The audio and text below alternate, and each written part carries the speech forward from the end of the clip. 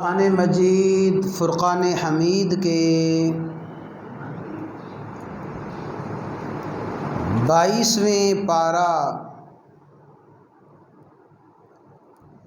سورۃ الاحزاب کی آیت نمبر 40 تلاوت کی گئی ہے۔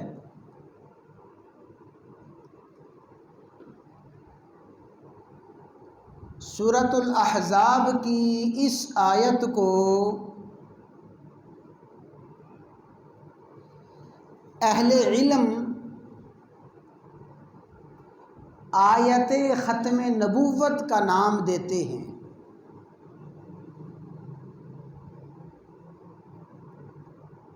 یعنی یہ وہ آیت مبارکہ ہے جس آیت میں اللہ رب العزت نے سیدنا و مولانا محمد الرسول اللہ صلی اللہ تعالی علیہ وعلی آلہ و اصحابہ وسلم کی ختم نبوت کو بیان فرمایا ہے۔ اس لیے اس آیت کا نام اہل علم نے رکھا آیت ختم نبوت۔ اس آیت میں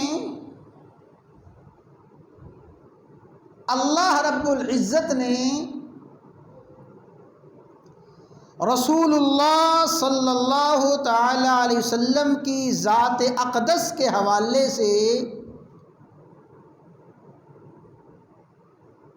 3 باتیں ارشاد فرمائی ہیں۔ پہلی بات، ما کان محمد ابا احد من رجالکم، محمد صلی اللہ تعالی علیہ وسلم تم مردوں میں سے کسی کے باپ نہیں ہیں۔ دوسری بات، ولیکن رسول اللہ، لیکن محمد صلی اللہ علیہ وسلم اللہ کے رسول ہیں۔ اور تیسری بات یہ ارشاد فرمائی، وخاتم النبیین، محمد صلی اللہ علیہ وسلم تمام نبیوں کے اور تمام رسولوں کے آخر میں تشریف لائے ہیں، آپ کے بعد کوئی نبی اور کوئی رسول نہیں ہے۔ یہ 3 باتیں اللہ تبارک و تعالی نے اس آیت کریمہ میں رسول اللہ صلی اللہ علیہ وسلم کے حوالے سے ارشاد فرمائی ہیں۔ حضرات گرامی، قرآن کریم کی بے شمار آیات ایسی ہیں جب تک ان آیات کے نزول کے پس منظر کو نہ سمجھا جائے، وہ آیات کس موقع پہ نازل ہوئیں، کس واقعہ کے ظہور کے بعد ان آیات کا نزول ہوا، جب تک وہ پس منظر اور جب تک وہ واقعہ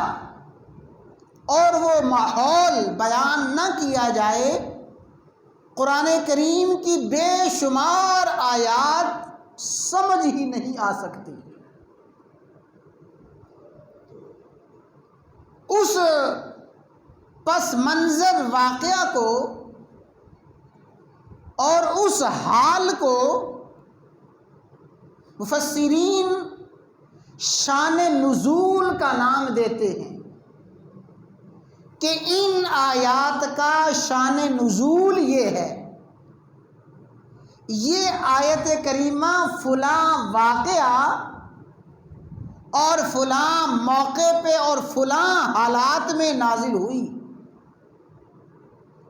تو بے شمار آیات ان کا سمجھنا، بے شمار آیات کی تشریح اور تفسیر شان نزول پہ موقوف ہوتی ہے۔ جب تک شان نزول کا پتہ نہ چلے آیات سمجھ میں نہیں آتی۔ یہ جو آیت کریمہ ہے، جس آیت میں اللہ تبارک و تعالی نے رسول اللہ صلی اللہ علیہ وسلم کے حوالے سے 3 باتیں ارشاد فرمائی ہیں، ما کان محمد ابا احد من رجالکم، محمد صلی اللہ علیہ وسلم تم مردوں میں سے کسی کے باپ نہیں ہیں۔ اللہ تعالیٰ نے یہ بات کیوں بیان فرمائی اور اس کی وضاحت کی ضرورت کیوں پیش آئی؟ محمد صلی اللہ علیہ وسلم تم مردوں میں سے کسی کے باپ نہیں، اس کا شان نزول اور اس ارشاد کا پس منظر کیا ہے؟ اگر اس کو سمجھیں گے پھر انشاءاللہ العزیز یہ تینوں باتیں بڑی آسانی سے سمجھ میں آ جائیں گی۔ رسول اللہ صلی اللہ علیہ وسلم کا جب سب سے پہلا نکاح ہوا سیدہ طیبہ طاہرہ سیدہ خدیجہ الکبریٰ رضی اللہ تعالی عنہا کے ساتھ، تو سیدہ خدیجہ رضی اللہ تعالی عنہا جب آپ کے نکاح میں آئیں تو سیدہ خدیجہ رضی اللہ تعالی عنہا کے ساتھ ایک بڑا سعادت مند، خوش قسمت، خوش نصیب بچہ بھی آیا، اور سیدہ خدیجہ رضی اللہ تعالی عنہا کو وہ بچہ آپ کے عزیز، آپ کے رشتہ دار حکیم بن حزام انہوں نے دیا تھا، اور حکیم بن حزام رشتے میں بھتیجے تھے سیدہ خدیجہ رضی اللہ تعالی عنہا کے۔ سیدہ خدیجہ رضی اللہ تعالی عنہا سے حکیم بن حزام عرض کرتے ہیں، پھوپھی جان آپ نئے گھر میں جا رہی ہیں، ظاہر ہے کہ آپ کو گھریلو خدمت کے لیے، گھریلو کام کاج کے لیے کسی چھوٹے بچے کی یقیناً ضرورت ہے، تو میں نے یہ بچہ عرب کی منڈی سے اور عرب کے بازار سے خریدا ہے، غلام بن کے آیا ہے، تو میں یہ بچہ آپ کی خدمت میں پیش کرتا ہوں، آپ اس بچے کو اپنے نئے گھر میں لے جائیں، یہ بچہ آپ کی خدمت کیا کرے گا، گھر کے کام کاج کرے گا۔ تو اس طرح وہ خوش قسمت، خوش نصیب، وہ سعادت مند بچہ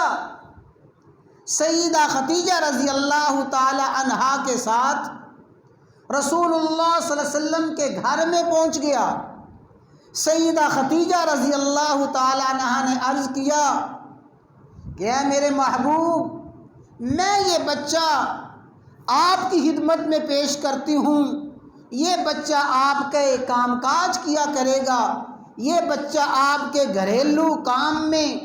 آپ کی خدمت کیا کرے گا۔ تو اس طرح سیدہ خدیجہ رضی اللہ تعالی عنہا نے وہ بچہ رسول اللہ صلی اللہ علیہ وسلم کو پیش کر دیا، اور وہ آنے والا بچہ اگرچہ اس وقت غلام کی حیثیت سے آیا تھا اور عرب میں اور اس منڈی میں غلام بنا کے بیچا گیا تھا، لیکن یہ بچہ خاندانی غلام نہ تھا، یہ بچہ تو اپنے علاقے کے بہت بڑے سردار، اپنے علاقے کے بہت بڑے جاگیردار حارثہ کا بچہ تھا۔ حارثہ کا بچہ زید، جس کا نام نامی اس میں گرامی ہے، وہ زید بالکل چھوٹی عمر میں اپنی والدہ کے ساتھ اپنے گھر سے چلے اور ماموں کے گھر میں جا رہے تھے۔ حضرت زید کی والدہ ان کو لے کے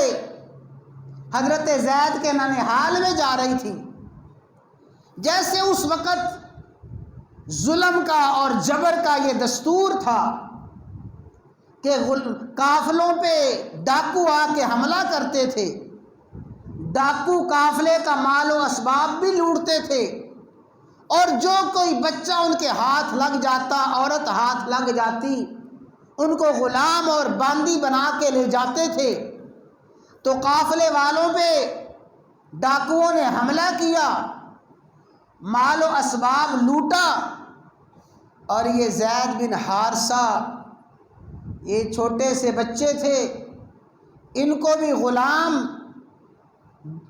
بھی غلام بنا کے یہ ڈاکو لے گئے، ماں سے چھین لیا، قافلے والوں سے چھین لیا۔ تو اس طرح انتہائی چھوٹی سی عمر میں ڈاکوؤں نے ان کو ماں سے چھینا اور عرب کی منڈی میں غلام بنا کے بیچ دیا گیا۔ تو جب ان کی والدہ روتی پیٹتی پریشان حال واپس اپنے علاقے میں پہنچی، یمن میں پہنچی، اور جا کے حارثہ کو بتایا کہ ایسے ایسے قافلے والوں پر ڈاکوؤں نے حملہ کیا، انہوں نے سارے قافلے کا مال و اسباب لوٹا، جاتے ہوئے ہمارے بچے کو بھی چھین کے لے گئے، اس بچے کو بھی لوٹ کے لے گئے ہیں۔ ادھر زید بن حارثہ اپنے ماں باپ سے جدا ہوئے، ادھر حکیم بن حزام نے خریدا اور خرید کے اپنی پھوپھی سیدہ ختیجہ کو دے دیا۔ یہ حارثہ ان کے والد، ظاہر ہے کہ معصوم بچہ والدین سے چھینا گیا تو ماں باپ کی دنیا اندھیر ہو گئی۔ باپ انتہائی پریشانی کے عالم میں یمن سے نکلا، ایک شہر میں پہنچا، دوسرے شہر میں پہنچا، اپنے بچے کو تلاش کرتا پھرتا تھا، پھر تھک ہار کے اپنے وطن یمن واپس آ جاتا، پھر کچھ دنوں کے بعد بچے کی یاد ستاتی اور اپنے بچے کو تلاش کرنے کے لیے نکل کھڑا ہوتا، پھر تھک ہار کے آ جاتا، پھر بچے کی تلاش میں نکل پڑتا اور بچے کو تلاش کرتا جاتا تھا۔ اور بچے کی جدائی میں حارثہ شعر بھی کہتا تھا، اور وہ شعر عربی ادب کی کتابوں میں ذکر کیے گئے ہیں۔ وہ حارثہ کے اشعار کا مفہوم یہ تھا کہ اے زید، میں تجھے بستی بستی تلاش کرتا ہوں، میں تجھے جنگلات میں تلاش کرتا ہوں، گلی کوچوں میں تلاش کرتا ہوں، زید میں تجھے تلاش کرتا رہوں گا اور تجھے ڈھونڈتا رہوں گا، حتیٰ کہ تجھے تلاش کرتے کرتے میری جان بھی چلی جائے، جب تک میری جان ہے تجھے تلاش کرتا رہوں گا۔ اس طرح بڑے مغموم اشعار اور بڑے ماں اور باپ کی ممتا کے اشعار حارثہ اپنے بیٹے زید کی جدائی میں کہتے تھے، لیکن زید کا پتہ نہ چلتا تھا، حتیٰ کہ زید مکہ مکرمہ میں پہنچ گئے اور ان کے خاندان والوں کو کوئی پتہ نہ چلا۔ پھر سال ہا سال گزرے، رسول اللہ صلی اللہ علیہ وسلم نے ابھی اعلان نبوت نہیں فرمایا تھا، آپ کی اعلان نبوت سے پہلے کے یہ سارے واقعات ہیں۔ ایک مرتبہ یمن کے کچھ لوگ حج کرنے کے لیے مکہ مکرمہ میں آئے، اور مکہ مکرمہ میں حج کے بعد جیسے مجلس لگتی تھی، محفل لگتی تھی، یمن کے لوگوں کی مجلس لگی ہے، محفل لگی ہوئی ہے اور اس میں گپ شپ ہو رہی ہے۔ اس وقت کے دستور کے مطابق کچھ لوگوں نے حارثہ کے وہ اشعار جو انہوں نے اپنے بیٹے کی جدائی میں کہے تھے، وہ اشعار پڑھنا شروع کیے کہ ہمارے علاقے کا جو سردار ہے، ہمارا سردار حارثہ، وہ اپنے بیٹے کی جدائی میں یہ شعر کہتا ہے، دیکھو کتنے اچھے اشعار ہیں۔ تو وہ لوگ، یمن کے لوگ اشعار پڑھ رہے ہیں اور حارثہ کے اشعار کا تذکرہ کر رہے ہیں۔ یہ اشعار پڑھے جا رہے تھے تو حضرت زید اتفاقاً وہاں سے گزرتے ہوئے حضرت زید کے کانوں میں وہ اشعار پڑھے کہ اے زید، میں تجھے بستی بستی تلاش کروں گا، تجھے جنگلات میں صحرا میں تلاش کروں گا، میں تلاش کرتا کرتا اپنی جان دے جاؤں گا، زید جب تک میں زندہ ہوں تجھے تلاش کرتا رہوں گا۔ حضرت زید کے کانوں میں جب یہ اشعار پڑھے، وہیں پہ کھڑے ہو گئے، ان لوگوں سے پوچھنے لگے کہ یہ تم کیسے اشعار پڑھ رہے ہو، یہ کون زید ہے اور کس کی جدائی میں کس نے یہ شعر کہے ہیں؟ تو ان علاقے والوں نے بتایا کہ اے بیٹا، ایسے ہمارا سردار حارثہ ہے، اس کا بیٹا انتہائی بچپنی کے عالم میں ڈاکو چھین کے لے گئے تھے، اس کا باپ حارثہ اس کی جدائی میں وہ اشعار پڑھتا ہے، دیکھو کتنے خوبصورت اشعار ہیں اور کتنا دل کو نرم کرنے والا کلام ہے۔ تو زید نے بتایا کہ یمن والو، وہ میں ہی بیٹا ہوں جس کی جدائی میں باپ مارا پھر رہا ہے، وہ میں ہی ہوں اور میری ہی جدائی میں یہ شعر کہے گئے ہیں اور میں ہی ہوں، مجھے ہی ڈاکو میری ماں سے چھین کے لے گئے تھے۔ ان لوگوں نے تسلی کی اور پتہ کیا کہ یہ بچہ کس کے پاس رہتا ہے اور اس بچے کے کیا حال احوال ہیں، ساری خیر خبر لی، سارے حالات کا پتہ چلا کہ قریش کا ایک انتہائی شریف النفس نوجوان ہے جس کا نام محمد ہے، اس کے گھر میں یہ رہتا ہے اور اس کا غلام بنا کے یہاں لا کے بیچا گیا ہے، اور اس کی بیوی سیدہ خدیجہ کے ساتھ یہ زید یہاں آیا تھا۔ سارے حال احوال کی خبر لی، پتہ کیا، واپس گئے، جا کے حارثہ کو کہنے لگے، حارثہ، وہ تیرا بچہ جس کی جدائی میں تو ابھی تک شعر کہہ رہا ہے اور ابھی تک تڑپ رہا ہے، تجھے خوشخبری ہو، تیرے اس بچے کا پتہ چل گیا ہے اور ہم اس بچے سے مل کے آئے ہیں۔ وہ تیرا بچہ مکہ میں ایک شخص کے پاس ہے اور غلامی کی زندگی گزار رہا ہے، لیکن ہم نے تسلی کی ہے وہ بچہ وہاں پہ بڑا خوش ہے اور بچہ وہاں مطمئن ہے، اور قریش کا ایک انتہائی شریف النفس انسان محمد ہے، اس کی غلامی میں رہ رہا ہے۔ سارے حال و احوال بتائے، لیکن وہ سال ہا سال کی جدائی کا مارا ہوا باپ جب اس نے اپنے گمشدہ بچے کے احوال کو سنا تو اس کا دل مچلنے لگا، اپنے بیٹے کی جدائی میں اور بےتاب ہوا، اپنے بھائی کعب کو ساتھ لیا۔ حارثہ اور کعب یہ دونوں بھائی یمن سے چلے، دنوں کا سفر گھنٹوں میں طے کرتے ہوئے مکہ مکرمہ میں پہنچے، اور آتے ہی رسول اللہ صلی اللہ علیہ وسلم کی خدمت میں آ گئے اور آ کے کہنے لگے، محمد، ہم نے سنا ہے آپ بڑے عالی نسب ہیں، ہم نے سنا ہے آپ بڑے شریف النفس ہیں، آپ بڑے کریم اخلاق والے ہیں، آپ بڑے رحم دل ہیں، خدا را ہمارے اوپر رحم کیجئے، خدا را ہمارے اوپر ترس کھائیے۔ رسول اللہ صلی اللہ علیہ وسلم نے ان کی باتیں سنی، فرمایا کہ تم کیا کہنا چاہتے ہو، یہ جو تم میری تعریف کر رہے ہو تمہارا مقصد کیا ہے؟ کہنے لگے، ہمیں پتہ چلا ہے کہ ہمارا معصوم بچہ آپ کی غلامی میں ہے، اس طرح اس بچے کو ڈاکو چھین کے لے گئے تھے اور وہ پہنچتا پہنچتا آپ کے پاس پہنچ گیا ہے، اس کی ماں سال ہا سال سے اس کی جدائی میں تڑپ رہی ہے، اور میں ماں، میں باپ اور چچا اس کی جدائی میں اشعار کہتے تھے، اس کو تلاش کرتے پھر رہے ہیں، تو خدا را ہمارے اوپر رحم کیجئے۔ جو مال و اسباب آپ لینا چاہتے ہیں ہر قسم کا مال و اسباب لے لیجئے، جتنی دولت لینی ہے لے لیں، خدا را ہمارے بیٹے کو آزاد فرما دیں، ہمارے ساتھ بھیج دیں۔ فرمایا صبر کرو، تسلی کے ساتھ بات سنو۔ فرمایا میں اس بیٹے کو بلاتا ہوں، اس بچے کو بلاتا ہوں۔ آپ نے حضرت زید کو بلایا، اب وہ بیٹا بھی پاس بیٹھا ہے، وہ سال ہا سال کی جدائی کا مارا ہوا باپ اور چچا سامنے بیٹھے ہیں۔ رسول اللہ صلی اللہ علیہ وسلم نے فرمایا اے حارثہ سنو، اگر تمہارا بیٹا خوشی کے ساتھ تمہارے ساتھ جانا چاہتا ہے، میں تم سے بغیر کوئی مال و اسباب لیے بیٹے کو تمہارے ساتھ روانہ کر دیتا ہوں۔ میں تم سے کوئی مال نہیں لیتا، اس لیے کہ میں دنیا والوں سے کچھ لینے کے لیے نہیں آیا بلکہ دنیا والوں کو دینے کے لیے آیا ہوں۔ میں تم سے کچھ نہیں لوں گا۔ یا زید اتعرف من ہذان، زید جانتے ہو یہ دونوں کون ہیں؟ ان کو پہچانتے ہو یہ کون ہے؟ ھذا ابی و ھذا عمی،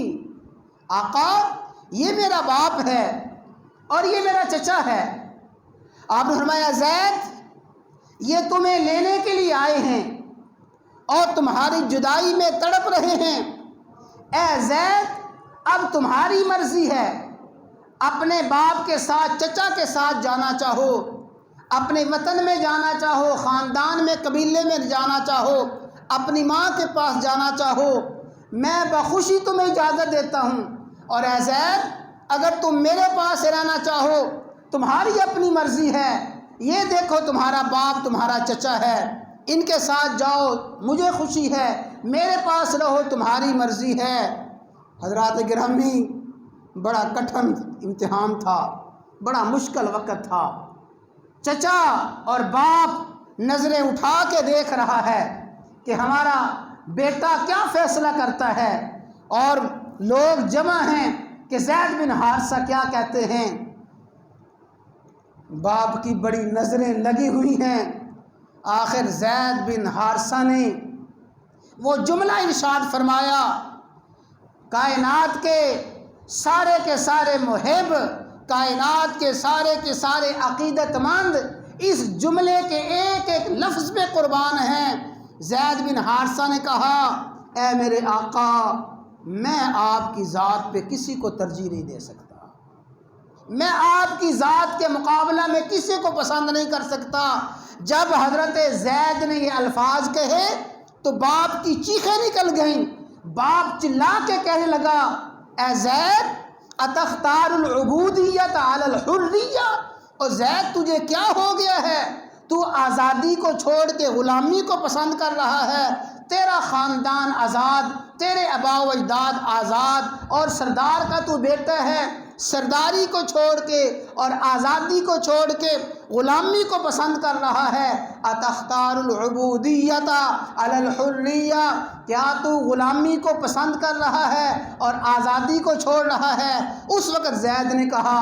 اے میرے ابا جی اور اے میرے چچا جان، میں نے اپنے آقا میں وہ اخلاق دیکھے ہیں، میں نے اپنے آقا میں وہ شمائل دیکھے ہیں، میرے آقا میں وہ رحم دلی ہے، اور میرے آقا میں وہ صفات ہیں، اور میرے آقا میں وہ محبت کے اوصاف ہیں۔ ابا جی پوری کائنات کو چھوڑ سکتا ہوں، اپنے آقا کو نہیں چھوڑ سکتا، ان کی غلامی سے نہیں نکل سکتا۔ رسول اللہ صلی اللہ علیہ وسلم کا بھی دریائے رحمت جوش میں آیا، اٹھو زید اٹھو۔ زید کا بازو پکڑا، خانہ کعبہ میں تشریف لائے، فرمایا لوگو سن لو، تم گواہ رہو، آج کے بعد یہ زید بن حارثہ نہیں ہے، یہ حارثہ کا بیٹا نہیں ہے، یہ زید بن محمد ہے، یہ محمد کا بیٹا ہے، میں نے اسے اپنا بیٹا بنا لیا ہے۔ رسول اللہ صلی اللہ علیہ وسلم نے حضرت زید کو اپنا بیٹا بنایا، اور اس وقت کے دستور کے مطابق منہ بولا بیٹا بھی حقیقی بیٹا ہوتا تھا۔ اللہ تعالیٰ نے اس قانون کو ختم کرنا تھا اور اس جاہلیت کی رسم کا خاتمہ فرمانا تھا۔ حضرت زید کا نکاح ہوا حضرت زینب کے ساتھ۔ سیدہ زینب رسول اللہ صلی اللہ علیہ وسلم کی پھوپھیزاد بہن تھی، تو دونوں کا نکاح ہوا۔ ظاہر ہے کہ حضرت زینب قریشی خاندان کی تھی، حسب نسب والی تھی، اور حضرت زید پہ غلامی کا دھبا لگ چکا تھا، تو دونوں میاں بیوی کا آپس میں نباہ نہ ہوا، دل نہ ملے، بالآخر طلاق ہو گئی۔ جب طلاق ہوئی رسول اللہ صلی اللہ علیہ وسلم نے سیدہ زینب کی دل جوئی کے لیے سیدہ زینب کے ساتھ نکاح کر لیا۔ سیدہ زینب کی دل جوئی بھی مقصود تھی، اور عرب کا وہ جو دستور تھا اور عرب کا وہ جو رسم بد تھا کہ منہ بولنے بیٹے کو حقیقی بیٹے کا درجہ دیتے تھے، اس کو بھی ختم کرنا تھا۔ آپ نے سیدہ زینب کے ساتھ نکاح کیا، پورے مکہ میں ہلچل مچ گئی، اور پورے مکہ میں ہلچل مچی کہ دیکھو محمد صلی اللہ علیہ وسلم نے اپنی بہو سے نکاح کر لیا ہے، اپنے بیٹے کی بیوی کے ساتھ نکاح کر لیا ہے۔ اور مسئلہ سمجھ لیں، آج بھی مسئلہ یہی ہے، اچھی طرح سمجھ لیں، جو بہو ہے بیٹے کی بیوی وہ ابداً حرام ہے، جب تک بیٹے کے نکاح میں ہے تب بھی وہ حرام ہے۔ بیٹا اسے طلاق دے دے یا بیٹا فوت بھی ہو جائے، وہ کبھی بھی اپنے خامند کے باپ کے نکاح میں نہیں آ سکتی، وہ ابداً حرام ہے۔ تو رسول اللہ صلی اللہ علیہ وسلم نے جب سیدہ زینب کے ساتھ نکاح کیا، عرب والوں نے کہا کہ محمد صلی اللہ علیہ وسلم نے اپنی بہو کے ساتھ نکاح کر لیا ہے، اپنے بیٹے کی بیوی کے ساتھ نکاح کر لیا ہے۔ اللہ نے اس کا جواب دیا، ما کان محمد ابا احد من رجالکم، محمد صلی اللہ علیہ وسلم تم مردوں میں کسی کے باپ نہیں ہیں۔ یہ جو آپ نے زید کو اپنا بیٹا بنایا تھا، یہ تو آپ نے از خود بیٹا بنایا تھا، اور عرب کے اس دستور کے مطابق بیٹا بنایا تھا۔ محمد صلی اللہ علیہ وسلم تم مردوں میں سے کسی کے باپ نہیں، اس لیے کہ آپ کے جو حقیقی بیٹے تھے بچپن ہی میں شیر خارگی میں فوت ہو گئے تھے، آپ کی بیٹیاں جوان ہوئیں، تو مردوں میں سے کسی کے باپ نہیں ہیں۔ لیکن سن لو اے مکے کے مشرکو، تم کہتے ہو کہ محمد صلی اللہ علیہ وسلم ابتر ہو گئے ہیں، آپ کا بیٹا کوئی نہیں ہے، آپ کا نام لینے والا کوئی نہ ہوگا، آپ کا بیٹا تو کوئی نہیں ہے، ولیکن رسول اللہ، آپ اللہ کے رسول ہیں، قیامت تک جتنے امتی آئیں گے وہ سارے کے سارے آپ کی روحانی اولاد شمار ہوں گے۔ تم کہتے ہو آپ کا حقیقی بیٹا فوت ہو گیا، آپ کا نام لینے والا کوئی نہیں ہے، جب تک زمین و آسمان رہیں گے میرے محمد کا نام گونجتا رہے گا، اس لیے کہ آپ کا ایک بیٹا نہیں، آپ کے بے شمار روحانی بیٹے ہیں جو آپ کے نام کو چمکاتے رہیں گے۔ تو ولیکن رسول اللہ، آپ اللہ کے رسول ہیں، آپ اگرچہ مردوں میں سے کسی کے باپ نہیں، آپ کا حقیقی بیٹا کوئی نہیں ہے، لیکن ساری کی ساری امت آپ کی روحانی اولاد ہے، اور اللہ کے رسول تو بے شمار ہوئے ہیں۔ آدم بھی رسول ہیں، موسیٰ اور نوح بھی رسول ہیں، ابراہیم بھی رسول ہیں، اور عیسیٰ بھی رسول ہیں، سب کے سب اللہ کے رسول تھے۔ میرے محمد اللہ کے رسول بھی ہیں، وخاتم النبیین، اور خاتم النبیین بھی ہے۔ یہ خصوصیت ہے۔ آدم چلے گئے، آدم کی رسالت اور نبوت کا زمانہ ختم ہوا، نوح کی نبوت اور رسالت کا زمانہ ختم ہوا، اب یہ اللہ کے رسول بھی ہیں، اور ہمیشہ ہمیشہ کے لیے آپ کی رسالت، آپ کی نبوت ہی چلے گی۔ وخاتم النبیین، سارے نبیوں کی نبوت اور رسالت ختم ہو گئی ہے، آپ آخری نبی ہیں۔ تو یہ اللہ تعالیٰ نے اس پورے پس منظر میں تین باتیں ارشاد فرمائیں۔ محمد صلی اللہ علیہ وسلم تو مردوں میں سے کسی کے باپ نہیں، تو لہٰذا زید بن حارثہ کے بھی آپ باپ نہیں تھے۔ تو اس آیت کے نزول کے بعد اور سورہ احزاب کی ابتدائی آیات کے نزول کے بعد آپ نے منع فرمایا کہ زید بن محمد نہ کہا کرو، زید بن محمد کے بجائے زید بن حارثہ ہی کہا کرو۔ اور حضرت زید اس موقع پہ بڑے پریشان ہوئے، اس لیے پریشان ہوئے کہ میں نے اپنا خاندان چھوڑا، اپنے باء و اجداد چھوڑے تھے، اور میرا بڑا اعزاز تھا کہ لوگ زید بن محمد کہتے تھے، اب پھر مجھے زید بن حارثہ کہا جانے لگا ہے۔ تو آپ کو پتہ ہے اللہ تعالیٰ نے حضرت زید کو اس بدلے میں وہ مقام عطا فرمایا اور وہ خصوصیت عطا فرمائی جو کسی بھی صحابی کو حاصل نہیں ہے۔ حضرت زید کو اللہ نے وہ خصوصیت عطا فرمائی جو کسی صحابی کو، بلکہ سنیں، اس امت محمدیہ میں کسی بھی امتی کو وہ مقام اور وہ شرف اور وہ خصوصیت حاصل نہیں ہوئی جو اللہ تعالیٰ نے حضرت زید کو عطا فرمائی ہے۔ وہ پتہ کیا ہے؟ فلما قضا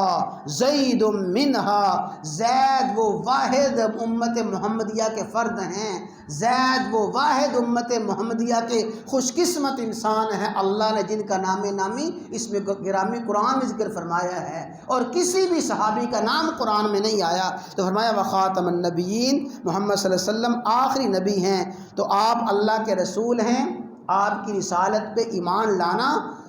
ضروری ہے، لیکن یہ ایمان نامکمل ہے جب تک آپ کو اللہ کا رسول نہ مانا جائے، اور یہ بھی نہ مانا جائے کہ آپ اللہ کے رسول ہیں اور آخری رسول ہیں۔ آپ کی آخری رسالت پہ ایمان لانا ضروری اور لازمی ہے۔ اللہ تعالیٰ ان آیات کو سمجھنے کی، ان ذہن میں بٹھانے کی توفیق عطا فرمائے۔